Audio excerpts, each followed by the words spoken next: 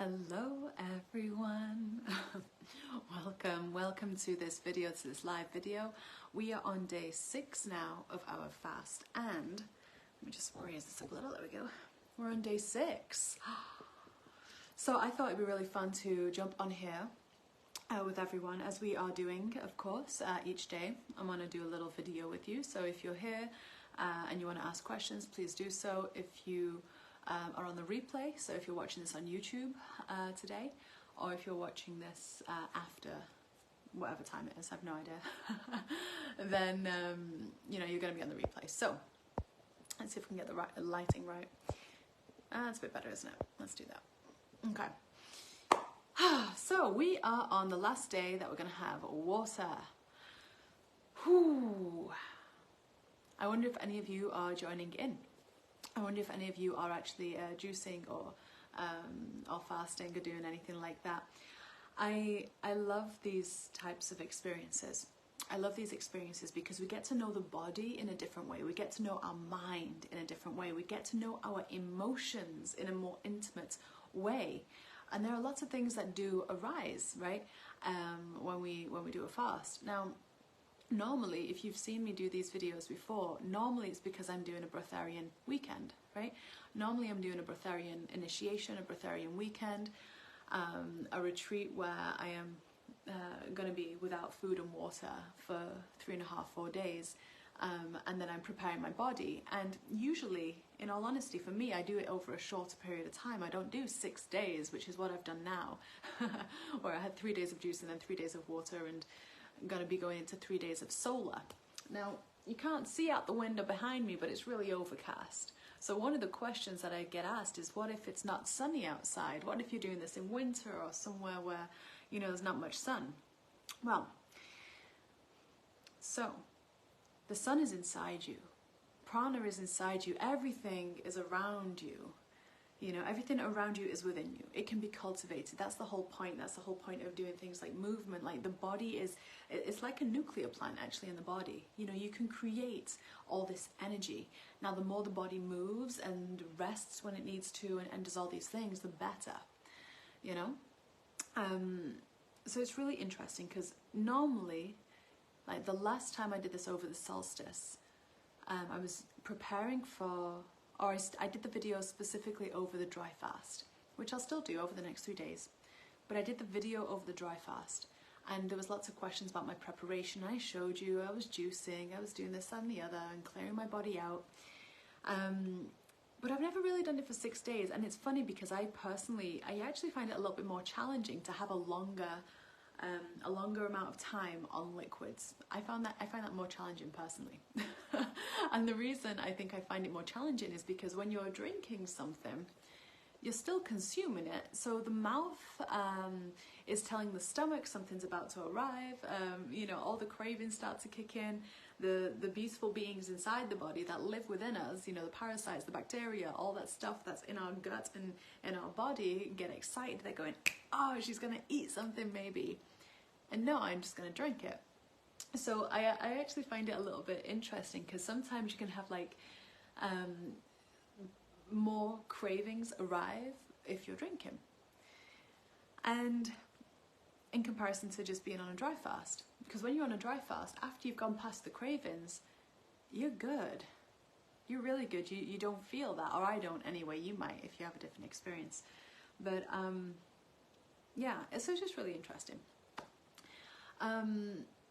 Say hello if you're joining, by the way. If you are, if you have questions about this fast, please feel welcome to ask. So it's a really interesting process because you do get to know your body, your mind, your emotions a lot more intimately. There are many of us out there who, because we're a little bit more maybe conscious than what we used to be, we think that we really know the body, we really know it, and we really know how to connect with it. But it's not until you put your body in a place where it doesn't have the usual crutches, the usual things that it holds on to, that we start to really see interesting things arrive. You know, is it listening to our bodies if we have a craving and then go and eat that food? Is that listening to the body, or are we actually listening to the parasites that are kicking in those cravings, right? So it's kind of like, what part of the body are you listening to? That's what you really start to see here. You start to see through the patterns of the mind, see through the habits that we formed. We spoke the other day about, you know, how often do you go into the kitchen just from boredom or just from repetition? You know, that's an interesting thing. You know, you go into the kitchen, you're not eating anything, you still open the cupboards. Why? It's a pattern, right? It's a pattern. Now, one of the things that I love about this process, though, is the amount of energy that you have.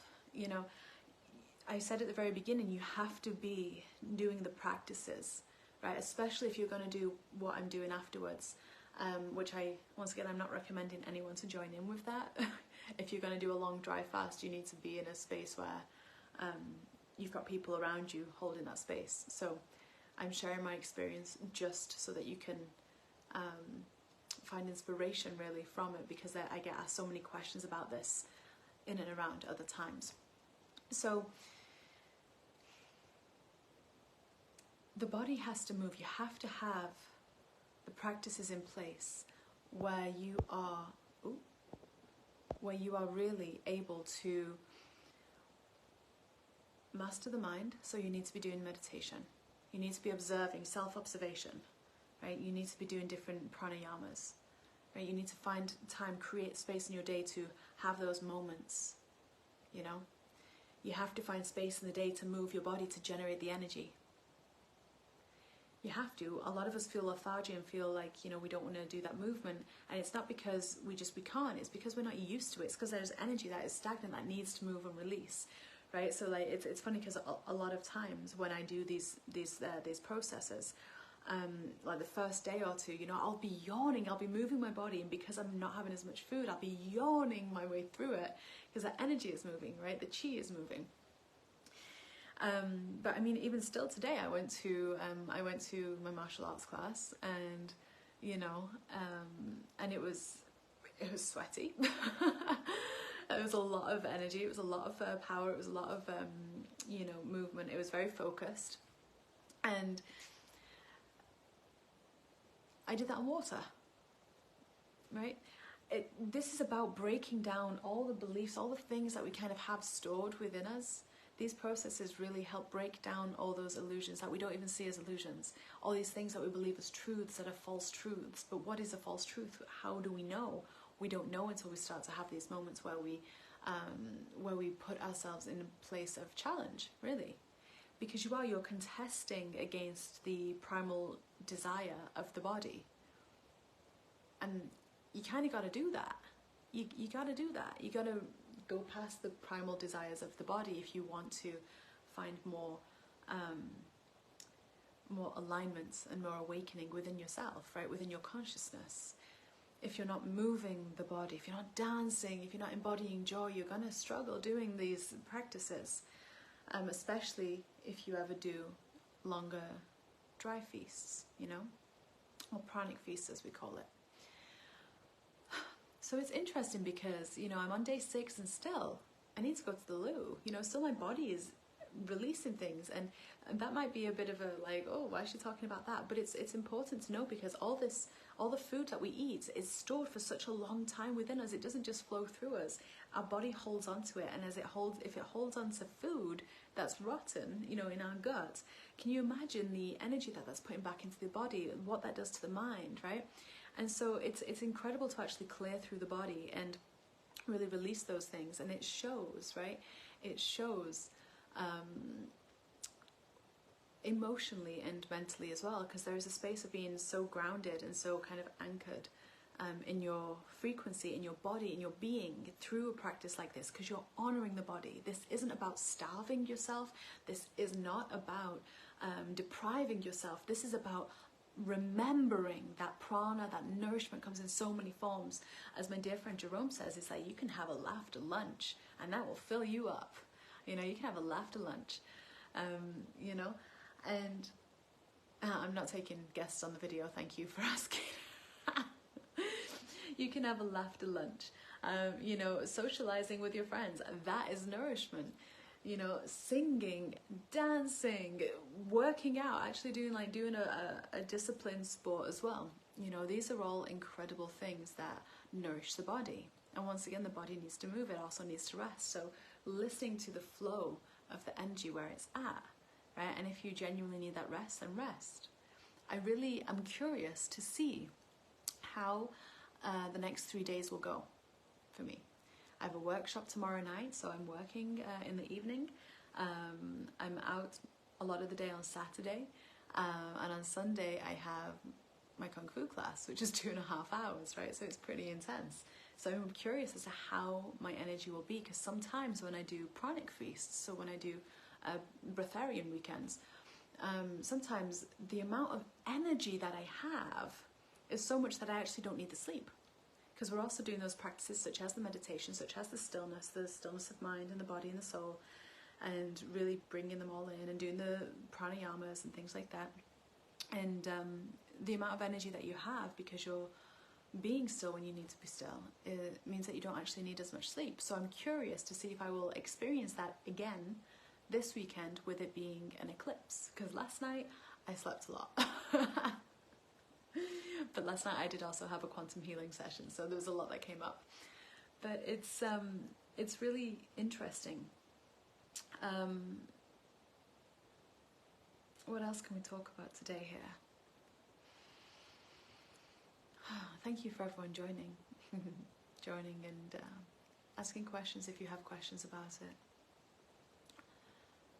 It's really interesting to observe the body. Like today is the first day that I kind of went,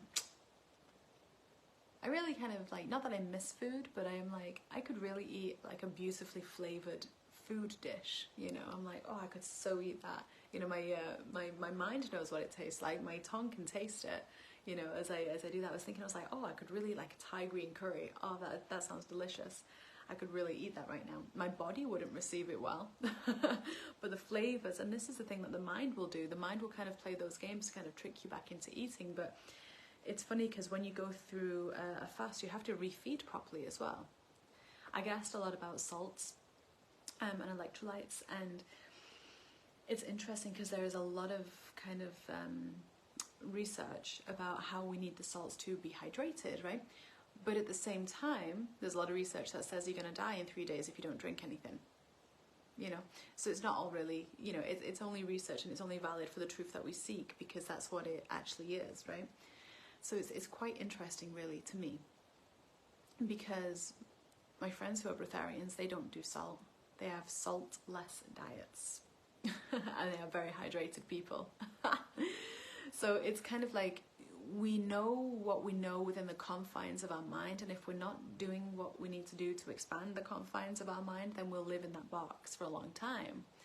But the things that we're calling in right now, the things that we are seeking and asking, you know, how to really enhance the body, how to really bring in these extra sensory gifts, how to really, you know, align so much that we can achieve that state that we want to be in, that state of bliss, and actually embodying that. If you're not doing the embodiment practices, and this is a part of it, you know, it's a part of being able to master the body rather than the body mastering you, being able to master the mind rather than the mind mastering you.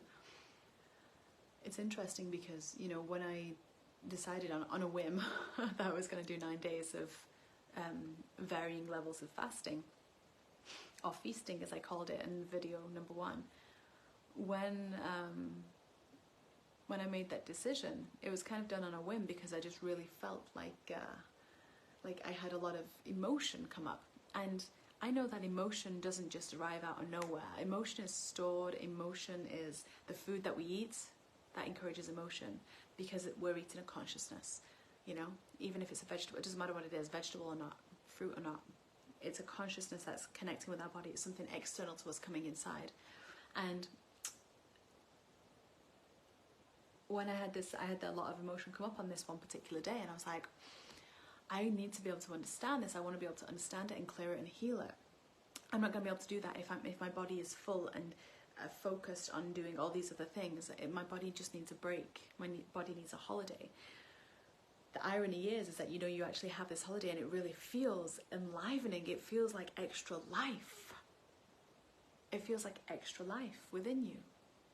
And isn't that funny? Because you're not putting food in, right? You're not putting food into the body, which is also life, but your life force has space to rise. Your life force has space to move and dance and be creative, like the creativity that comes in as well when you do something like this. Hello, dear Maria, welcome. The creativity that comes in when you do something like this is unreal. But yes, you are going to have a lot of extra energy. Now, what do you do with that? What do you do with that when you have the extra energy? And this is why when you get to the water fasting stage, and even especially when you're doing the pranic feast, the dry fast, but when you're doing the water fast, this is where it gets really interesting, because you do have all this extra energy. If you haven't been in a practice of, or if you haven't begun a practice of just kind of working with the mind and starting to train it, self-observation, what are you thinking? Curiously, what are you thinking? Do I really believe that I'm thinking right now? That thought, where did that come from? Do I really think that thought is true? All these things, right? They're little things, but they actually make a big impact. So I do look forward to seeing how the next 3 days go. In moments where I have too much energy, what tends to happen is that's when I get cravings, right? Because when we have too much energy, we get the cravings because we don't want to feel all that energy. What do we do with it, right? So that's when you got to be able to channel it and focus it in a really good way. You know, whether you're going out for a walk, whether you're creating something, whether you're doing work, whether you're working with someone, whatever it is, you know. So it's really interesting. I wonder, let me know in the comments, are you fasting right now? How are you preparing for this eclipse? How do you look after your body? What do you do? Have you considered doing something like a juice fast or a juice feast? And, you know, if not, why not?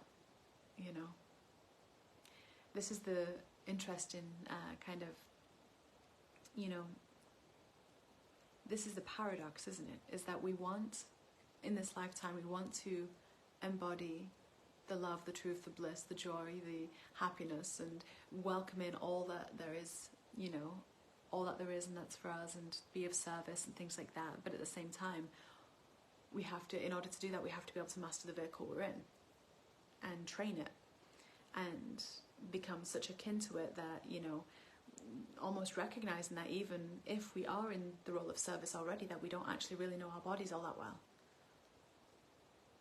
Right? We don't know where certain emotions are stored. We don't know what it's saying, because oftentimes we get to a place where we pacify, where we're pacifying ourselves.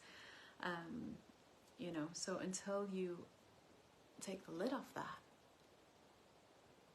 in a very direct way, you know, it can be interesting to see. It has massively profound effect when you put action to